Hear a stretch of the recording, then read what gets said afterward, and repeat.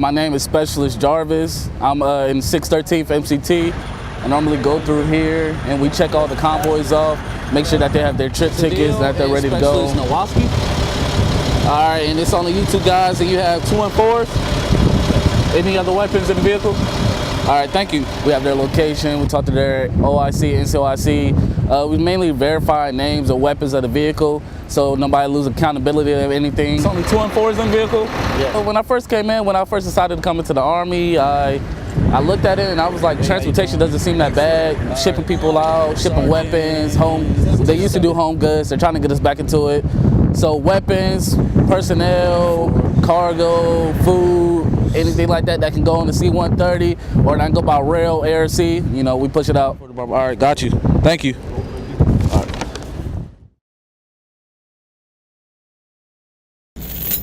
What we're doing is a 2-to-1 mechanical advantage tow class on the 30,000-pound winch on a 984A4 Hemet record. We have National Guard units and other mechanics that haven't been through the class, so I was giving them a brief rundown of step-by-step how to hook up, how to rig it, how to check, some safety precautions, and other tricks and tips to use when they have to do it themselves. I believe that every mechanic should be Hotel 8 qualified because you'll never know when you get just thrown onto a wrecker. 5 feet past them? Hotel 8, it's a wheeled vehicle recovery specialist. It teaches them how to be safe, really. That's the main thing is you need safety. If you don't have safety, something can seriously go wrong, especially doing winch recoveries. If that winch cable snaps and you're not paying attention, I mean, it could be fatal. You could lose limbs, it could be really seriously bad. So the more hands-on practice you got, the more hands-on knowledge, experience, you have very experienced personnel, the better you get at it, and it'll be second nature when it comes to safety. I really enjoy it. I love taking this thing out to a mud pit and getting some operator that got stuck out there. And you're good to go. Tell the operators, have a nice day, kick rocks.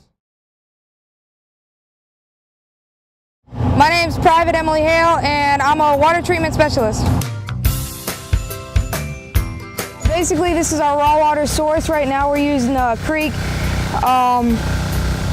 Right there is our raw water strainer, which is gonna filter out any like sticks, small fish, anything like that from going through the pump.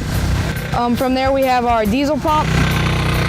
From there it goes to our MF feed bag.